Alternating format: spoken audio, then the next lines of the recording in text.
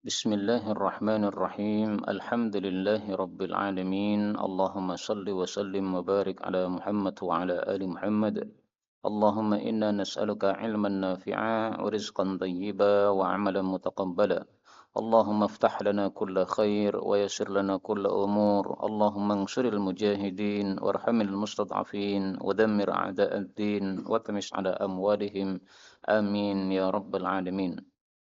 Alhamdulillah kaum muslimin rahimakumullah. Kita masih melanjutkan hadis-hadis tentang tafsir Al-Qur'an, dan yang terakhir kita bicarakan kemarin adalah tafsir surat Al-Buruj, di mana dalam surat Al-Buruj ini diceritakan tentang orang-orang yang beriman kemudian dibakar dalam api, dalam parit, maka disebut Ashabul Ukhdud.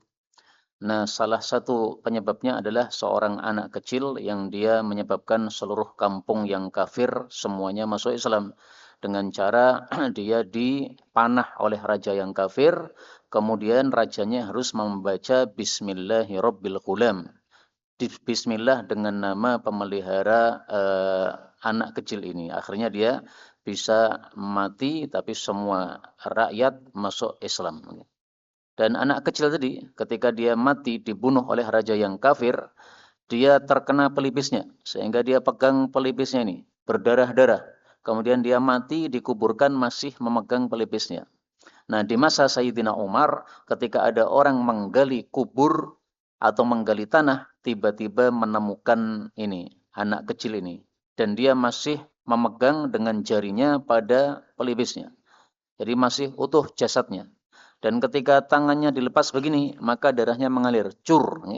Begitu tangannya dibiarkan, maka tangannya kembali lagi kepada pelipisnya. Padahal sudah mati bertahun-tahun di masa Ashabul Ukhdud, tapi di masa Sayyidina Umar, dia ternyata jasadnya masih utuh. Itu adalah kondisi orang yang mati syahid karena membela dakwah Islam ini sampai dibunuh oleh raja yang zalim. Itu terakhir yang kita baca. Nah, sekarang kita masuk pada bab baru, babun wa min suratil Ghasyiyah, tafsir untuk surat Al-Ghasyiyah. 3341 dari Jabir radhiyallahu anhu berkata, Rasulullah sallallahu alaihi wasallam bersabda, "Umirtu aku disuruh yaitu oleh Allah an uqatila untuk memerangi an-nasa para manusia hatta yaqulu sampai mereka semuanya mengucapkan la ilaha illallah." Tidak ada Tuhan yang berhak disembah selain Allah. Fa'idha qaluha, apabila mereka sudah mengucapkan la ilaha illallah, maka efeknya dua. Pertama, asamu minni dima'ahum. Mereka menjaga dari saya darah-darah mereka, alias tidak boleh dibunuh, haram dibunuh karena sudah muslim. Yang kedua, wa amwalahum, juga menjaga harta-harta mereka, alias tidak boleh dirampas harta-harta mereka karena sudah muslim. Illa bihaqqiha, kecuali dengan haknya. Kalau dengan haknya boleh dibunuh. Kalau dengan haknya maka boleh dirampas hartanya. Nah, haknya contohnya apa? Haknya ini disebutkan oleh Nabi sallallahu alaihi wasallam dalam hadis yang lain. Beliau mengatakan bi ihda thalathin. Apabila seseorang itu sudah Islam, maka dia tidak boleh dibunuh, haram darahnya, kecuali salah satu dari tiga. Salah satu dari tiga ini menyebabkan darahnya boleh dibunuh. Apa saja? Yaitu apabila dia berzina padahal sudah menikah, maka boleh dibunuh, dirajam. Apabila dia membunuh nyawa, maka boleh dibunuh untuk qisas. Apabila dia murtad, maka boleh dibunuh karena dia melakukan satu kekurangan ajaran yang besar. Nah, itu adalah haknya seorang muslim boleh dibunuh apabila dia melakukan salah satu dari tiga perkara tersebut. Nah, maka hadis ini ditafsirkan dengan hadis yang lain. Kemudian Nabi Shallallahu Alaihi Wasallam bersabda, wahisabuhum, adapun hisab mereka Allah atas urusan Allah. Jadi yang menghisab mereka nanti Allah, Pak. Kita hanya menerima zahirnya saja. Zahirnya sudah mengucapkan la ilaha illallah berarti sudah muslim. Adapun seandainya ternyata hatinya sebenarnya tidak mengucapkan la ilaha illallah. Dia cuma pura-pura saja, dia munafik. Nah, itu nanti dihisab oleh Allah. Kita tidak mengurusi isi hati orang. Thumma qara'a, kemudian beliau membaca ayat, innama anta mudzakkirun lasta 'alaihim bimusaitir. Ini surat Al-Ghasyiyah ayat 22. Tiada lain engkau itu adalah pemberi peringatan, bukanlah engkau itu pemaksa terhadap mereka. Muncul pertanyaan, ayat ini kan tidak nyambung dengan hadis tadi. Hadisnya mengatakan, saya disuruh untuk membunuh manusia. Membunuh atau memerangi, ini kan berarti memaksa, Pak. Kalau kamu tidak mau masuk Islam, kamu saya perangi. Ini kan berarti memaksa. Sementara ayatnya tadi mengatakan, kamu hanya pengancam, kamu bukan pemaksa. Ini kok ngalor ngidul. Ini bukan ngalor ngidul ya. Tapi maksudnya ada tahap-tahap. Jadi di awal-awal Islam, Nabi itu kewajibannya cuma mudzakir, memberikan pengancaman saja. Memberikan ancaman. Kalau syirik masuk neraka, kalau muslim masuk surga, tapi tidak disuruh perang. Nah, begitu sudah pindah ke Madinah, kemudian tahun 2 Hijriah, baru beliau melakukan peperangan. Jadi ayat ini adalah kondisi ketika beliau belum disuruh perang. Adapun hadis ini tadi ketika beliau sudah punya kekuatan dan disuruh perang. Jadi ini dua dalil yang tidak bertentangan ya, masing-masing ada tempatnya sendiri-sendiri. Berikutnya babun wa min suratil fajr, tafsir surat Al-Fajr 3342. Tapi hadis ini didhaifkan oleh Asy-Syaikh Al-Albani rahimahullahu taala. Kenapa dhaif? Karena di sini ada rajulin, seorang laki-laki dari ahli Basrah. Dia siapa tidak jelas. Kalau ada rawi yang tidak jelas itu menyebabkan hadisnya tidak sahih. Dari Imran bin Husain radhiyallahu anhuma, Nabi sallallahu alaihi wasallam ditanya tentang apa makna asy-syaf'i wal watr yang disebutkan dalam surat Al-Fajr ya. Wal fajr wal laili idza yasr wasyaf'i wal watr wal wasyaf'i wal watr wal laili idza yasr ya. Wal layalin 'ashr wasyaf'i wal watr. Asy-syaf'i itu artinya genap, al-watr itu artinya ganjil. Nah, apa maksudnya ini? Faqala, Nabi menjawab, hiya itu semua adalah as-salatu, salat. Ba'duha syaf'un, sebagiannya genap, yaitu misalnya salat subuh genap 2 rakaat, salat duhur 4 rakaat. Wa ba'duha witrun, sebagiannya adalah ganjil, yaitu salat maghrib 3 rakaat. Nah, jadi asy-syaf'i wal watr itu adalah salat ya. Allah bersumpah dengan salat itu berarti menunjukkan pentingnya salat. Karena salat itu adalah amal yang paling utama sebagaimana sabda Nabi sallallahu alaihi wasallam, as-salatu khairu maudhu'in. Salat adalah amal yang paling bagus untuk dilakukan. As-salatu, salat adalah khairu maudhu'in, amal yang disyariatkan yang paling baik. Barang siapa yang mampu untuk memperbanyak salat sunnah, silahkan perbanyak salat sunnah. Hadis riwayat Tabarani. Karena itu kaum muslimin rahimakumullah, ini mumpung kita masuk bulan Muharram. Muharram itu adalah bulan paling utama di antara 4 bulan haram. Dzulqa'dah, Dzulhijjah, Muharram, Rajab. Paling utama Muharram. Karena disebut oleh Nabi dengan nama Syahrullah, bulannya Allah. Berarti paling utama. Maka mari kita lakukan amal yang paling utama yaitu salat. Diperbanyak. Ya. Misalnya biasanya kita salat duha 2 rakaat. Nah Muharram ini coba kita tambah lagi. Duhanya 4 rakaat. Tahajud misalnya biasanya setengah jam, nah, ditambah lagi Muharram ini tahajudnya 1 jam, ya, supaya apa? Kita menggabungkan antara dua kebaikan, kebaikan bulan Muharram dan kebaikan amal yang paling utama yaitu salat. Sampai-sampai Allah bersumpah di sini wasyaf'i wal watr, demi salat ada yang genap, ada yang ganjil. Nah, dibuat sumpah itu berarti perkara yang besar, Pak. Karena tidak pernah Allah itu bersumpah dengan perkara-perkara remeh-temeh, enggak pernah. Demi upil, apa enggak? Ada enggak? Enggak ada, ya. Demi kutu, enggak ada, ya. Perkara-perkara remeh enggak pernah disebutkan oleh Allah dalam sumpah. Nah, maka ini menunjukkan perkara yang utama. Tapi memang hadisnya ini dhaif sehingga tidak kuat untuk menafsirkan ayat ini tadi. Adapun tafsirnya para ulama tentang asy-syaf'i wal watr banyak sekali, Pak. Yang jelas asy-syaf'i itu adalah genap, al-watr itu adalah ganjil. Sehingga ditafsiri dengan hadis ini juga enggak apa-apa. Memang salat ada yang genap, ada yang ganjil. Tapi tidak harus tafsirnya seperti ini. Contoh tafsir lain apa? Asy-syaf'i makhluk, al-watr Allah. Itu juga bisa. Kenapa? Karena namanya makhluk itu pasti genap. Kita itu laki-laki, ada perempuan, ya kan? Nah, itu berarti genap. Tapi kalau Allah itu watr, asa, tidak ada tandingannya sama sekali. Nah, maka asy-syaf'i makhluk, al-watr Allah Subhanahu wa taala. Dan al-watr ini boleh juga dibaca al-witr. Ada 2 qiraah ya. Wasyaf'i wal witr boleh. Wasyaf'i wal watr boleh. 2 qiraah yang mutawatirah. Berikutnya babun wa min surati wasyamsi wa duhaha. Tafsir untuk surat asy-syamsi. Duha itu artinya sinar, sinarnya matahari. 3343. Dari Abdullah bin Zam'ah, dia mengatakan, aku mendengar Nabi sallallahu alaihi wasallam yauman pada satu hari. Yadhkuru menyebutkan an-naqata onta, yaitu ontanya Nabi Saleh. Walladzi aqraha dan yang telah menyembelih onta tadi, faqala maka beliau bersabda, idzim ba'atsa ashqaha. Ingatlah ketika bangkit orang yang paling cilaka, paling celaka dari mereka, dari kaumnya Nabi Saleh. Maka beliau menjelaskan, imba'atha telah bangkit laha kepada onta tadi, rajulun seorang laki-laki, arimun, yang dia itu arim. Arim itu nama lainnya adalah sa'bun, orang yang susah untuk dihadapi. Berarti orang yang kokoh, Pak. Kokoh berarti susah untuk dihadapi. Ya. Azizun, yang dia itu gagah. Mani'un, yang dia itu kuat. Firahtihi, pada kelompoknya, pada kaumnya. Mithlu Abi Zam'ah, kokohnya itu seperti Abu Zam'ah. Nah, Abu Zam'ah ini adalah bapaknya perawi. Perawinya tadi kan Abdullah bin Zam'ah. Nah, Zam'ah ini adalah, Abi Zam'ah ini adalah bapaknya dia.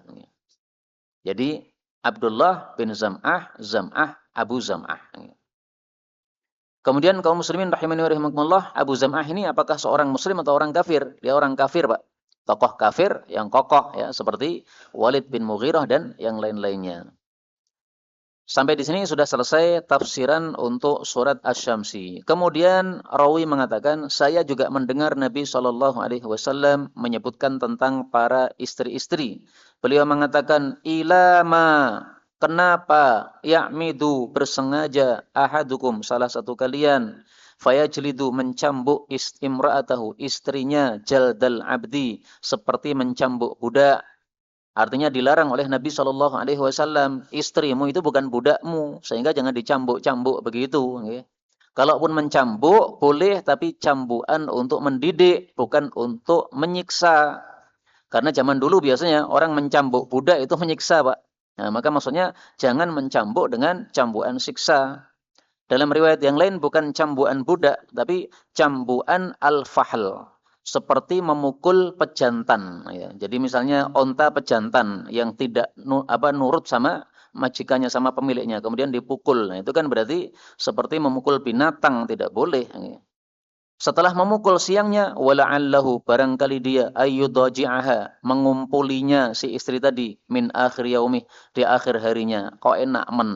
Siang-siang main pukul, kemudian malam-malamnya masih butuh juga sama istrinya. Nah, maka kalau memang malamnya butuh, siang nggak usah mukul-mukul begitu. Karena memukul istri ini bukan sesuatu yang dipuji dalam Islam ini, bukan termasuk tandanya orang-orang yang baik yang suka memukul istrinya. Sampai di sini sudah selesai tausiah yang kedua dari Nabi. Kemudian rawi mengatakan juga, kemudian wa'adahum, Nabi menasihati mereka fi dhahikihim, tentang tertawa mereka, minadh-dhartah, dari sebab kentut seseorang. Faqala, maka beliau menegur, ilama, kenapa yadhaku ahadukum, seseorang itu tertawa, mimma yaf'al, terhadap apa yang dia sendiri juga melakukan. Ya. Kamu kan juga biasa ngentut kan. Nah, kalau ada orang lain ngentut, kenapa diketawain? Ya. Artinya apa? Di masa jahiliyah dulu, kalau ada orang keterlepasan, tiba-tiba keluar angin, suaranya keras, maka yang lain pada ketawa. Nah, oleh Nabi dilarang, jangan ketawa. Kenapa? Toh kita sendiri juga melakukan. Yang kedua, kalau kita ketawa, menyebabkan malu orang yang keterlepasan tadi. Orang kentut keras di depan orang banyak itu bukan sesuatu yang normal, Pak. Berarti itu tidak sengaja, keterlepasan itu. Nah, dia keterlepasan itu kita hendaklah pura-pura nggak tahu. Jadi ketika ada orang yang keterlepasan begitu, pura-pura kita nggak mendengar aja. Pura-pura kita lagi sibuk ngapain gitulah. Sehingga apa? Orang itu tidak merasa malu sama sekali. Jangan malah diviralkan. Pas dia dut, kemudian divideokan, kemudian di-share di grup, maka seperti ini bukan sesuatu yang terpuji. Berikutnya, babun wa min surati wal laili idza yaghsha. Tafsir untuk surat demi malam apabila menutupi, yaitu menutupi bumi. Ini adalah surat Al-Lail. 3344 dari Ali radhiyallahu anhu berkata, kunna, adalah kami dulu, fi janazatin, berada dalam jenazah, fi Baqi, pada pekuburan Baqi, pekuburan di Madinah. Lalu Nabi sallallahu alaihi wasallam datang, lalu beliau jalasa, duduk, wa jalasna ma'ahu, kami duduk bersama beliau. Wa ma'ahu bersama beliau udun, ada kayu yang kutubihi, yang beliau menusuk pada dengan kayu tadi fil ardi pada tanah ya. Menusuk pada tanah itu seperti orang yang lagi mikir gitu, Pak. Jadi biasanya orang bawa kayu atau tongkat ya, lagi mikir sesuatu itu biasanya kemudian ditusukkan pada tanah begitu. Farafa'a lalu beliau mengangkat ra'sahu kepalanya ila sama ke arah langit. Nah, jadi mengangkat kepala ke langit itu tidak dilarang. Dilarangnya kalau sedang sholat, tidak boleh mengangkat ke langit ya. Tapi kondisi normal silahkan mengangkat ke langit. Bahkan mengangkat ke langit ini bisa bersifat sebagai ibadah. Apabila apa? Melihat ke langit untuk tafakkur wa yatafakkaruna fi khalqis samawati wal ard. Sebagaimana kebiasaan Nabi, bangun tidur, beliau keluar rumah, melihat ke arah langit sambil membaca ayat wa yatafakkaruna fi khalqis samawati wal ard. Rukuk terakhir dari surat Ali Imran. Nah, setelah itu lalu beliau bersabda, "Ma min nafsin manfusatin." Tidak ada suatu jiwa yang bernyawa illa kecuali qad kutiba, telah ditetapkan madkhaluha, tempat masuknya. Ada kalanya masuk surga, ada kalanya masuk neraka. Jadi masing-masing kita sudah ada catatannya masing-masing. Besok itu madkhalnya kemana? Apakah al-jannah ataukah an-nar? Apakah surga ataukah neraka? Sejak kita di perut ibu kita sudah ada catatan tersebut. Maka akhirnya kaum itu bertanya kepada Nabi, "Ya Rasulullah, afala nattakil? Apakah tidak sebaiknya kita pasrah saja ala kitabina atas catatan kita tadi?" Jadi kita nggak usah ngoyo-ngoyo beramal. Kenapa? Karena kita ngoyo-ngoyo beramal, kalau catatannya neraka, ya neraka. Tapi kalau kita santai-santai beramal, catatnya surga juga masuk surga. Nah, ini pemikiran para sahabat. Maka mereka mengatakan, barang siapa yang dia itu termasuk dari ahlus sa'adah, orang yang bahagia yaitu masuk surga, fahuwa ya'malu lis sa'adah, maka dia pasti akan beramal untuk bahagia masuk surga. Wa man kana min ahli syaqa, barang siapa yang termasuk orang yang celaka yaitu masuk neraka, fa innahu ya'malu lisyaqa, maka dia pasti beramal akhirnya pun juga celaka masuk neraka. Maka Nabi menjawab, bal i'malu, enggak begitu ya. Bahkan beramalah kalian, sungguh-sungguhlah kalian, ngoyolah kalian ya. Jadi sholat subuh berjamaah ke masjid, sholat tahajud bangun meskipun masih ngantuk. Kita ngoyo-ngoyo begitu, beramal begitu. Kenapa? Fakullun, maka setiap orang muyassarun akan dimudahkan oleh Allah Subhanahu wa taala. Maksudnya gimana? Maksudnya amma adapun man kana min ahli sa'adah, orang yang dia itu termasuk orang-orang yang bahagia masuk surga, fa innahu muyassarun li amali sa'adah, maka dia akan dimudahkan untuk mengamalkan amalan-amalan yang menuju kepada kebahagiaan masuk surga. Nah, maka dari hadis ini kita ambil pelajaran bahwa amal-amal yang sudah bisa kita lakukan dari amal-amal kebajikan, mari kita jaga terus. Itu tanda bahwa kita dimudahkan oleh Allah untuk beramal menuju kepada surga. Sudah bisa sholat jamaah kan? Jangan ditinggalkan. Sudah bisa baca Quran setiap hari kan? Jangan ditinggalkan. Sudah bisa tahajud setiap malam kan? Jangan ditinggalkan. Sudah bisa hadir pengajian seperti ini kan? Jangan ditinggalkan. Ini hadir pengajian seperti ini kepentingannya ya untuk kita sendiri, Pak, bukan untuk orang lain sama sekali, bukan ya. Wa amma man kana min ahli syaqa, adapun orang yang dia itu termasuk dari ahli kesialan, ahli celaka yaitu masuk neraka, fa innahu, maka sesungguhnya dia muyassarun juga akan dimudahkan li amali syaqa, untuk amalan kecelakaan yaitu amal yang jelek menuju kepada neraka. Tsumma qara, kemudian beliau membaca dalilnya. Nah, dalilnya pada surat Al-Lail ayat 6. فَأَمَّا مَنْ أَعْطَى وَاتَّقَى وَصَدَّقَ بِالْحُسْنَى فَسَنُيَسِّرُهُ لِلْيُسْرَى وَأَمَّا مَنْ بَخِلَ وَاسْتَغْنَى وَكَذَّبَ بِالْحُسْنَى فَسَنُيَسِّرُهُ لِلْعُسْرَى فَأَمَّا مَنْ أَعْطَى وَاتَّقَى, barang siapa yang dia itu memberikan dan dia bertakwa. Memberikan maksudnya apa? Dia bersedekah, dia beramal yang baik. Maka a'ta di sini bicara tentang Abu Bakar As-Siddiq radhiyallahu anhu ya. Yaitu dia bersedekah. Abu Bakar As-Siddiq mengeluarkan hartanya untuk membebaskan Bilal bin Rabah Setelah dibebaskan, maka Bilal bisa beribadah dengan leluasa. Maka itu termasuk yang a'ta, memberikan hartanya, mensedekahkan hartanya untuk memerdekakan budak dan yang lain-lain, amal-amal saleh yang lain. Kenapa? Karena dia itu shadaqah, membenarkan bil husna, terhadap surga. Nah, husna itu adalah nama lain dari surga. Fasanu yasirhu, maka kami akan memudahkan dia lil yusra, untuk sesuatu yang mudah, maksudnya adalah agama Islam.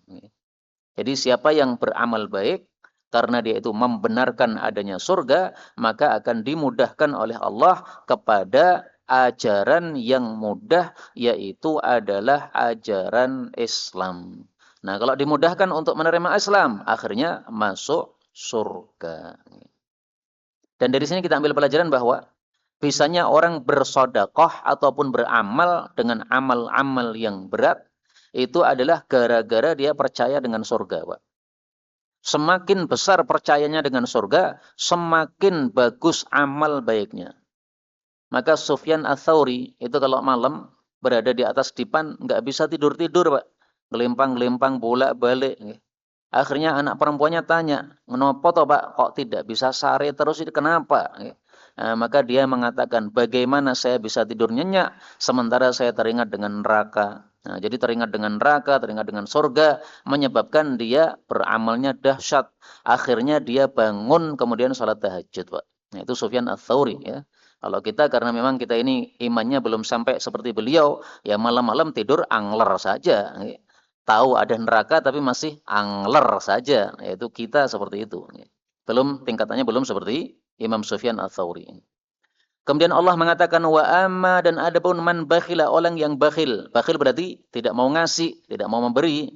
Wastaghna, dan dia merasa kaya. Wa kadzdzaba bil husna, dia mendustakan surga, enggak percaya dengan surga. Fasanu yasiruhu, kami akan mudahkan dia lil usra, kepada sesuatu yang sulit. Apa itu sesuatu yang sulit? Ajaran selain Islam itu sulitnya. Jadi nama lain ajaran Islam itu apa? Yusra, mudah. Kenapa Islam disebut mudah? Karena memang mudah, Pak. Sebagaimana sabda Nabi, ad-dinu yusrun. Agama Islam itu adalah mudah. Hadis riwayat Bukhari sahih. Mana ada ajaran yang lebih mudah daripada Islam? Mana ada, Pak? Coba panjangan lihat perempuan-perempuan atau laki-laki sama juga, ya, yang dibaptis di gereja-gereja itu, caranya dibaptis bagaimana? Didelep-delep kene nggon banyu, nggih. Kok ajaran kok susah men ngoten niku pripun? Nggih. Ajaran kok yang mudah, nggih. Salat 5 waktu, wudu enggak perlu angslep-angslep begitu, Pak. Apa bebek apa wong apa piye, nggih. Kok diangslep-angslep kayak seperti apa? Apa seperti itu, nggih. Baptis seperti itu termasuk contoh usra, ajaran yang susah, nggih. Sudah susah di dunia, nanti akhirnya apa? Susah di akhirat juga. Na'udzubillahi min syarri dzalik. Berikutnya babun wa min surati wad-duha. Surat wad-duha 3345 dari Jundab Al-Bajali. Jundab ini artinya apa, tahu? Saya pengen lihat sebentar, ya. Artinya Jundab itu apa? Karena saya ingat saya itu adalah nama binatang, Pak. Saya sudah nulis satu kitab, judulnya adalah Asmaul Hayawan Al-Kubra. Nama-nama binatang. Kamus nama-nama binatang.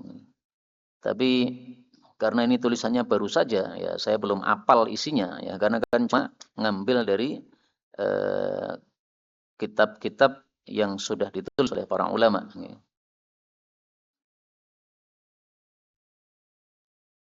Ternyata dalam kitab ini tidak ada jundub. Ya. Jundab ternyata apa? Tidak ada. Berarti kitab ini nanti akan saya tambahi dengan sudah ada ini, jundub. Jundub itu adalah artinya belalang gurun yang suka berbunyi di siang hari. Jadi jundub apa? Belalang, tapi belalang padang pasir. Kalau kita biasanya di Indonesia ada belalang juga, itu namanya bukan jundub, tetapi itu namanya adalah jarot. Tapi kalau belalangnya padang pasir namanya jundab. Jadi jundab atau jundub itu temannya jarot. Mohon maaf ya kalau ada orang namanya Jarod, mohon maaf. Ini bukan menerjemahkan nama, tapi menerjemahkan kata-kata saja ya. Jadi kalau sudah jadi nama jangan diterjemahkan, Pak. An Jundab Al-Bajali, dari belalang Bajali. Ah, salah terjemahnya. Dari Jundab ya Jundab, jangan diterjemahkan. Ya. Dia mengatakan kuntu adalah aku ma'an Nabi, bersama Nabi sallallahu alaihi wasallam fi gharin, pada satu gua. Fadamiyat, lalu berdarahlah isba'uhu, jari beliau. Isba' ini boleh dibaca 10 bacaan. Isbi, isba, isbu, asbi, asba, asbu, usba, usbi, usbu, usbu. Ada 10 nggih. Hafal Pak nggih? Sampeyan ngoten niku nggih. Enggak perlu dihafalke nggih. Ngopo dihafalke nggih.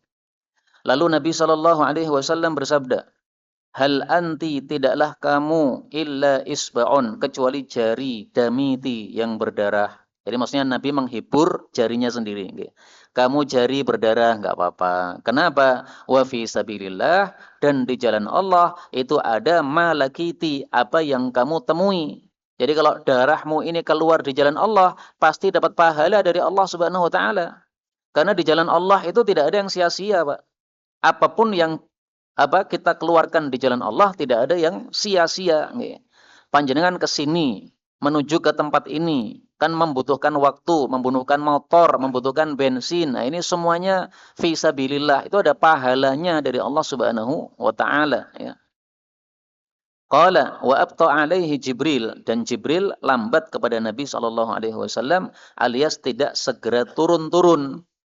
Faqala al-musyrikun, maka orang-orang musyrik mengatakan, meledek Nabi, qad wuddi'a, telah ditinggalkan Muhammadun, Muhammad itu oleh Tuhannya.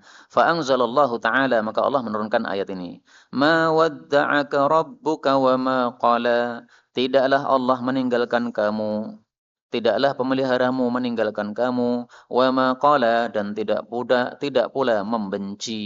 Membenci siapa? Ya membenci kamu, tidak. Ini sebenarnya asalnya itu wama qalaka. Dan dia tidak membenci kamu, ya. Tapi kata-kata ka dihapus. Kenapa? Supaya ayatnya sama dengan ayat-ayat sebelumnya. Wadduha wal laili idza saja. Nah, maka berarti akhirnya juga wama qala, supaya sama. Demikian juga selain itu, kenapa kok tidak tambahi kata-kata ka? Tidak membenci kamu. Karena kata-kata itu sangat jelek, ya.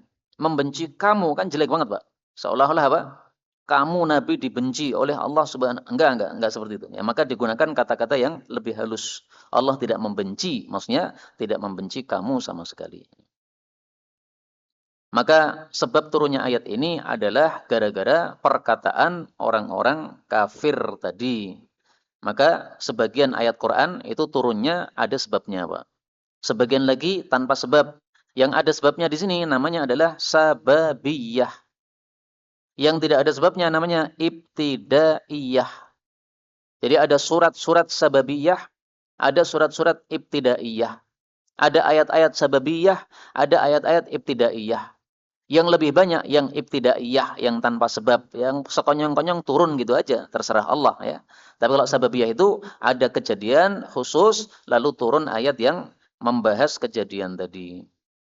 Babun wa min surati Alam Nashrah. Tafsir untuk surat Alam Nashrah atau surat Asy-Syarh atau surat Al-Insyirah. 3346 dari Malik bin Sa'sa'ah. Nah, Sa'sa'ah ini artinya apa? Saya pengen tahu sebenarnya, Pak. Tapi senanti aja lah dicari nih. Nama kok unik banget nih. Malik bin Sa'sa'ah. Dia adalah seorang laki-laki dari kaumnya. Bahwasanya Nabi sallallahu alaihi wasallam bersabda, "Bainama, ketika saya indal baiti, di bait." Bait itu maksudnya apa ini? Bait ini adalah rumahnya Nabi sallallahu alaihi wasallam. Bisa, atau bait itu adalah Ka'bah juga bisa. Kata-kata bait artinya rumah. Nah, yang dimaksud rumah ini rumah siapa? Rumahnya Nabi atau rumahnya Allah Subhanahu wa taala? Kalau rumahnya Allah berarti Ka'bah. Dan memang hadis yang berkaitan dengan cerita ini ada sangat banyak. Ada yang mengatakan, indal hatim. Aku waktu itu berada di hatim. Hatim itu adalah tembok yang bentuknya seperti U yang di depan Ka'bah. Nah, itu namanya hatim. Nah, berarti bait di sini adalah Ka'bah. Tapi riwayat yang lain mengatakan, ana fi baitiha. Saya sedang berada di rumahnya saudari saya, yaitu Ummi Hani. Ummi Hani itu adalah sepupunya Nabi. Nabi punya paman namanya Abu Talib. Abu Talib punya anak putri namanya Ummi Hani. Nah, Nabi pas tidur di rumahnya Ummi Hani atau di rumahnya Abu Talib. Berarti bait di sini adalah apa? Rumahnya Nabi SAW. Nah, sehingga ini ada dua kemungkinan ya. Bisa bait itu Ka'bah, bisa juga bait itu adalah rumahnya beliau. Waktu itu bainan naim wal yaqdhan, antara tidur dan bangun, artinya beliau apa? Setengah sadar. Il sami'tu, tiba-tiba saya mendengar qailan, seseorang yang berkata, yaqulu, mengatakan, ahadun, seseorang, baina thalathah, di antara tiga orang. Artinya kita ambil satu orang yang ada di tengah-tengahnya dua orang yang lain. Jadi waktu itu beliau tidur diapit oleh dua kerabat beliau. Satunya paman beliau Hamzah, satunya lagi adalah sepupu beliau Ja'far. Ja'far itu juga anaknya Abu Thalib.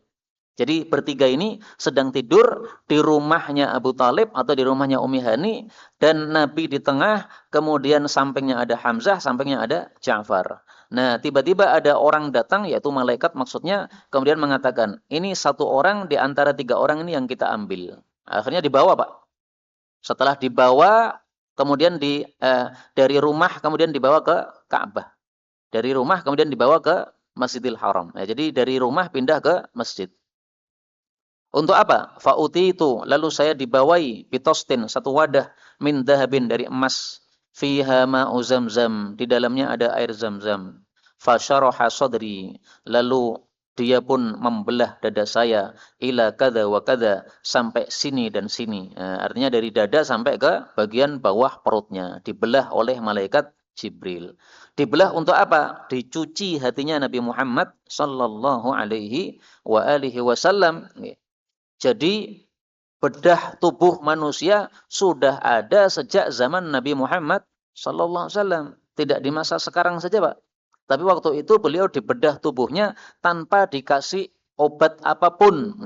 Jadi tanpa disuntik apapun, langsung dibedah saja dan tidak ada rasa sakit sama sekali, karena ini adalah satu mukjizat dari Allah Subhanahu wa taala. Jadi surat Alam Nashrah itu artinya apa? Artinya syaraha sadri. Allah sudah membelah dada Nabi Muhammad SAW. Maka alam nashrah artinya, bukankah sudah saya belah dadamu, sehingga saya cuci hatimu, sehingga kamu menjadi manusia yang paling suci hatinya. Itu artinya nikmat yang besar dari Allah Subhanahu wa taala. Jadi Allah mengingatkan Nabi dengan nikmat yang terbesar. Apa itu? Dibelahnya dada beliau, dicucinya hati beliau dengan air Zam-Zam. Dan dari sini kita ambil pelajaran, berarti air Zam-Zam untuk mandi apa? Boleh. Dan ini diperselisihkan oleh para ulama. Boleh enggak mandi dengan air Zam-Zam? Ada yang mengatakan enggak boleh. Air Zam-Zam itu air yang mulia malah untuk mandi. Kurang ajar. Nah, pendapat yang kedua mengatakan boleh. Ini dalilnya. Hatinya Nabi dicuci dengan air Zam-Zam. Kalau memang tidak boleh, maka enggak akan dipakai untuk mencuci hati Nabi sallallahu alaihi wasallam. Nah, itu tafsiran untuk kata-kata alam nashrah, tafsiran yang pertama.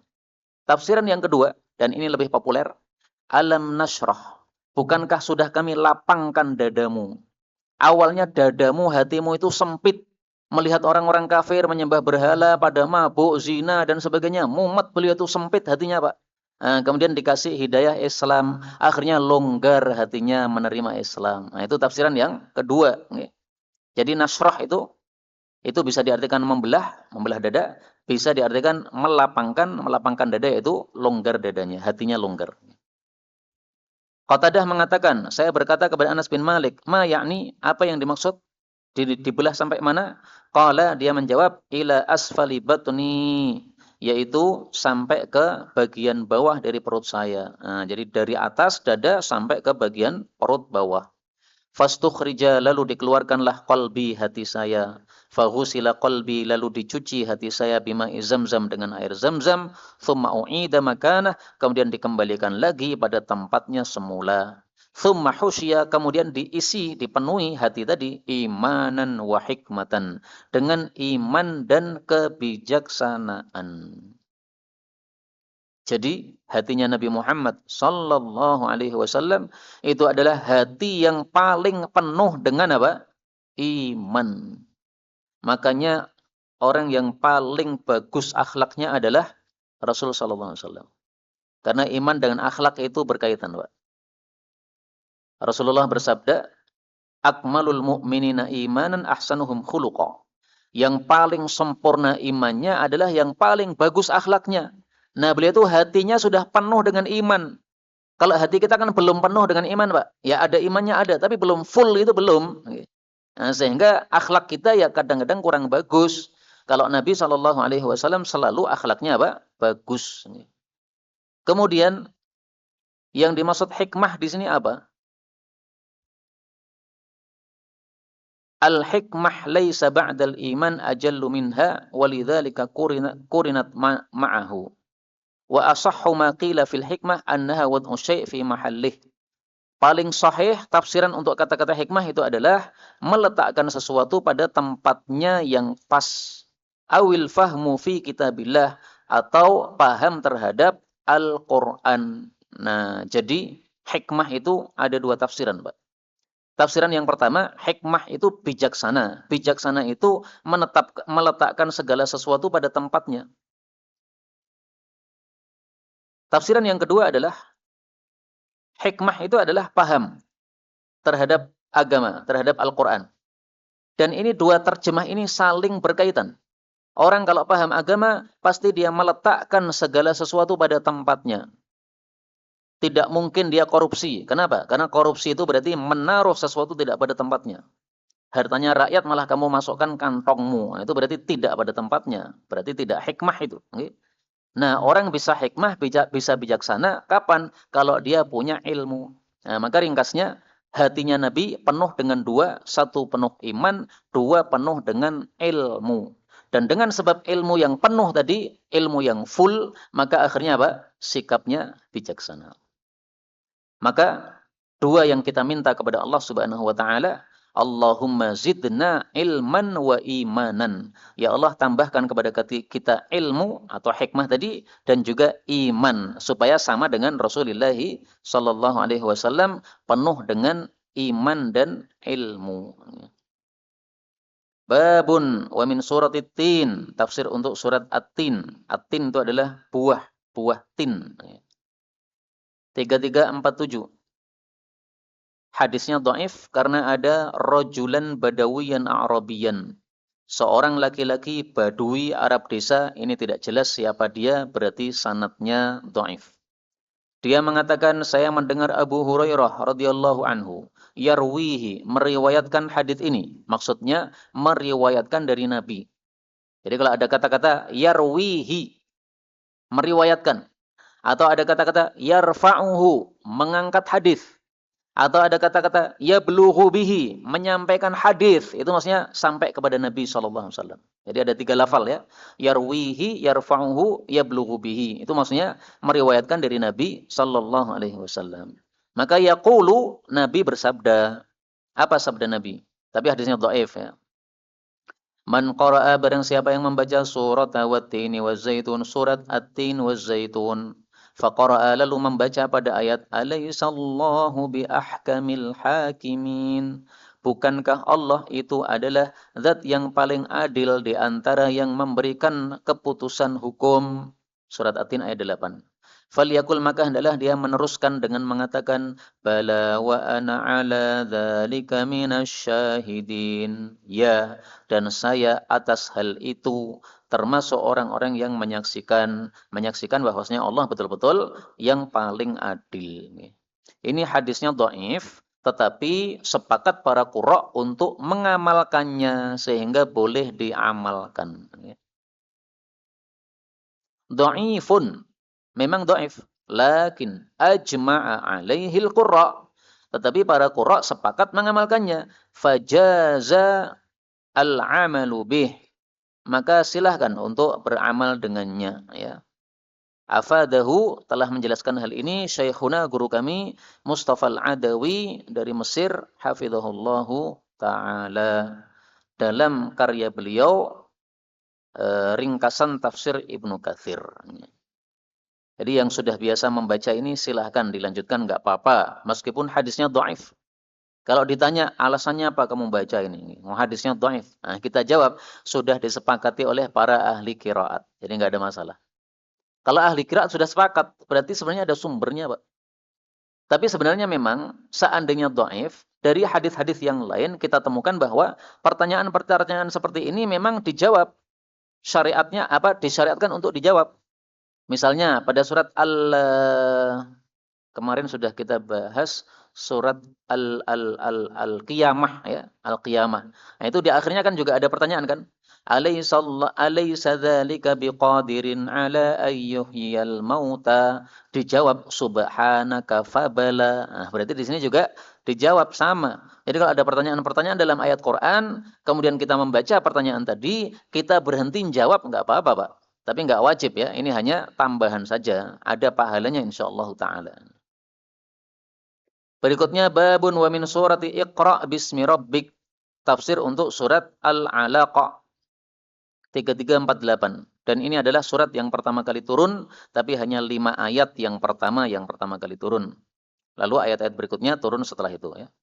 Dari Ibnu Abbas radhiyallahu anhuma, dia mengatakan, sanad'uz zabaniyah, kami akan memanggil malaikat zabaniyah, surat Al-Alaq ayat 18. Zabaniyah itu siapa? Zabaniyah itu adalah malaikat-malaikat penjaga neraka dan disebut Zabaniyah karena Zaban. Zaban itu mendorong dengan keras. Jadi kalau menyiksa orang kafir itu tidak pelan-pelan, Pak. Dorong dengan keras sehingga jungkal ke dalam neraka. Na'udzubillahi min syarri dzalik. Berkata Abu Jahal, la in ra'aitu Muhammadan, sungguh kalau saya melihat Muhammad yusalli, salat di sini di masjid, di Masjidil Haram, la ata'anna ala unuqih, betul-betul akan saya injak itu terhadap tengkuknya. Abu Jahal siapa? Ya termasuk paman Nabi sallallahu alaihi wa alihi wasallam, atau tokohnya orang-orang kafir. Namanya siapa tuh Pak Abu Jahal, Pak? Siapa namanya? Kalau Abu Lahab itu kan apa? Abdul Uzza. Nah, kalau Abu Jahal itu namanya siapa? Hisham. Hisham bin siapa?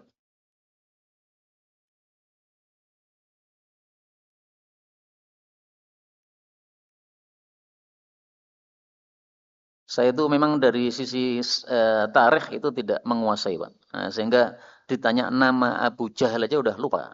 Ya kira-kira Hisham kayaknya. Tapi bin siapa lupa lagi. Ala kulli hal, ini si Abu Jahal yang kurang ngajar ini, bapaknya kebodohan, itu arti jadi Abu Jahal ya. Dia mengatakan, saya akan injak tengkuknya Nabi Muhammad. Maka Nabi Shallallahu alaihi wasallam bersabda, "Lau fa'ala", andaikan Abu Jahal betul-betul melakukan itu, la akhadathul malaikah, sungguh akan menyambar dia malaikat-malaikat, yaitu malaikat Zabaniyah, iyanan, dengan terang-terangan. Artinya betul-betul dilakukan kelihatan mata. Karena sudah diancam oleh Allah pada surat Al-Alaq, ya, sanad'uz zabaniyah. Kamu mau melarang orang yang sedang sholat, silahkan aja melarang. Saya panggil Zabaniyah, akan dibereskan oleh Zabaniyah. Nah, Allah memanggil Zabaniyah itu bukan berarti Allah lemah, Pak. Bukan. Allah maha segala-galanya. Tapi Allah memang ingin menampakkan kepada orang bahwasanya ada makhluk-makhluk yang kuat-kuat, yang kamu itu tidak mampu untuk melawan mereka. Namanya malaikat Zabaniyah. Maka pada ayatnya kan dijelaskan kan. Araitalladzi yanha 'abdan idza shalla. Apa pendapatmu terhadap orang yang melarang seorang hamba apabila salat? Nah, itu yang dimaksud adalah tingkahnya Abu Jahal tadi. Ada orang salat mau diinjak tengkuknya, itu berarti melarang orang yang sedang salat. Nah, orang yang melarang orang yang sedang salat, kurang ajar seperti itu, Allah ancam di sini akan dikirim malaikat Zabaniyah untuk membereskan dia. Maka Nabi Muhammad sallallahu alaihi wasallam itu backingannya dari pusat, Pak, dari Allah Subhanahu wa taala. 3349. Dari Ibnu Abbas radhiyallahu anhuma, dia mengatakan, adalah Nabi sallallahu alaihi wasallam sedang salat, maka datang Abu Jahal mengatakan, "Alam anhaka an hadza?" Bukankah aku sudah melarang kamu dari ini, dari salat ini? Alam anhaka an hadza, alam anhaka an hadza. Diulang sampai 3 kali. Fansarafan Nabi sallallahu alaihi wasallam, maka Nabi pun pergi, fazabarahu, lalu menghardik Abu Jahal tadi. Jadi Nabi tidak takut sama Abu Jahal ya.